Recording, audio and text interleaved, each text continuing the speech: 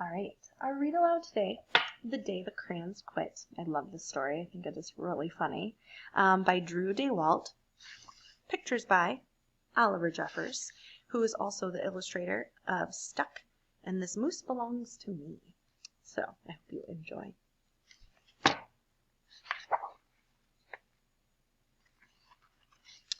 "12 in a box, crayons. We're not happy." And it says, "Down with this sort of thing." One day in class, Duncan went to take out his crayons and found a stack of letters with his name on them. "Hey, Duncan, it's me, Red Crayon. We need to talk. You make me work harder than any of your other crayons. All year long, I wear myself out coloring fire engines, apples, strawberries, and everything else that's red. I even work on holidays. I have to color all the Santas at Christmas and all the hearts on Valentine's Day. I need a rest. Your overworked friend, Red Crayon." Dear Duncan, all right, listen. I love that I'm your favorite crayon for grapes, dragons, and wizard hats, but it makes me crazy that so much of my gorgeous color goes outside the lines. If you don't start coloring inside the lines soon, I'm going to completely lose it. Your very neat friend, Purple Crayon. Dear Duncan, I'm tired of being called light brown or dark tan because I am neither. I am beige, and I am proud. I'm also tired of being second place to Mr. Brown Crayon. It's not fair that Brown gets all the bears, ponies, and puppies, while the only things I get are turkey dinners, if I'm lucky, and wheat. And let's be honest, when was the last time you saw a kid excited about coloring wheat? Your beige friend, Beige Crayon. Duncan, Gray Crayon here. You're killing me. I know you love elephants, and I know that elephants are gray, but that's a lot of space to color in all by myself. And don't even get me started on your rhinos, hippos, and humpback whales. You know how tired I am after handling one of those things? Such big animals. Baby penguins are gray, you know. So are very tiny rocks, pebbles. How about one of those once in a while to give me a break? Your very tired friend, Gray Crayon. Dear Duncan, you color with me, but why?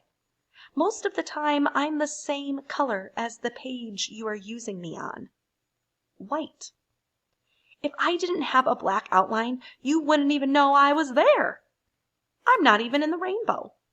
I'm only used to color snow or to fill in empty space between other things, and it leaves me feeling, well, empty. We need to talk.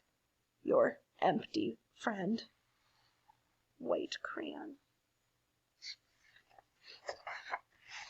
Hi, Duncan. I hate being used to draw the outline of things that are colored in by other colors, all of which think they're brighter than me. It's not fair when you use me to draw a nice beach ball and then fill in the colors of the ball with all the other crayons. How about a black beach ball sometime? Is that too much to ask? Your friend, Black Crayon. Dear Duncan, as Green Crayon, I am writing for 2 reasons. One is to say that I like my workloads of crocodiles, trees, dinosaurs, and frogs. I have no problems and wish to congratulate you on a very successful coloring things green career so far. The second reason I write is for my friends, Yellow Crayon and Orange Crayon, who are no longer speaking to each other. Both crayons feel they should be the color of the sun. Please settle this soon because they're driving the rest of us crazy. Your happy friend, Green Crayon. Dear Duncan, Yellow Crayon here. I need you to tell Orange Crayon that I am the color of the sun. I would tell him, but we are no longer speaking. And I can prove I'm the color of the sun too. Last Tuesday, you used me to color in the sun on your Happy Farm coloring book. In case you've forgotten, it's on page 7. You can't miss me. I'm shining down brilliantly on a field of yellow corn, your pal, and the true color of the sun, Yellow Crayon. Dear Duncan, I see Yellow Crayon already talked to you, the big whiner. Anyway, could you please tell Mr. Tattletale that he is not the color of the sun? I would, but we're no longer speaking.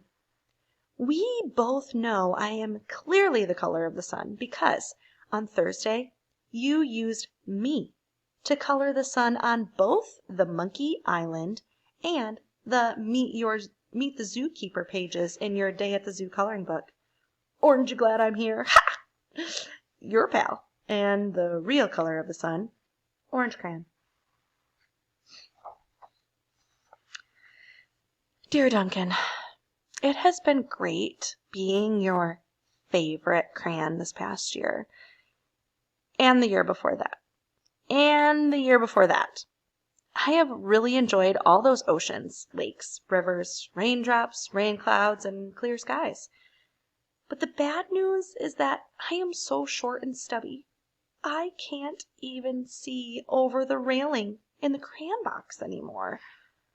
I need a break. Your very stubby friend, Blue Crayon. Duncan? Okay, listen here, kid. You have not used me once in the past year. It's because you think I'm a girl's color, isn't it? Speaking of which, please tell your little sister I said thank you for using me to color in her Little Princess coloring book. I think she did a fabulous job of staying inside the lines. Now, back to us. Could you please use me sometime to color the occasional pink dinosaur or monster or cowboy? Goodness knows they could use a splash of color. Your unused friend, Pink Crayon. Hey Duncan, it's me, Peach Crayon. Why did you peel off my paper wrapping? Now I'm naked and too embarrassed to leave the crayon box. I don't even have any underwear. How would you like to go to school naked? I need some clothes. Help!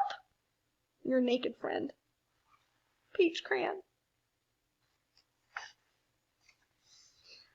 Well, poor Duncan just wanted to color. And of course he wanted his crayons to be happy. And that gave him an idea.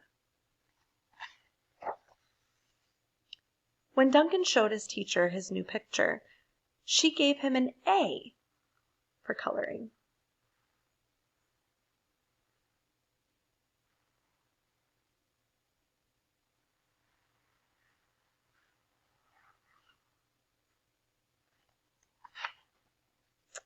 And an A+ for creativity.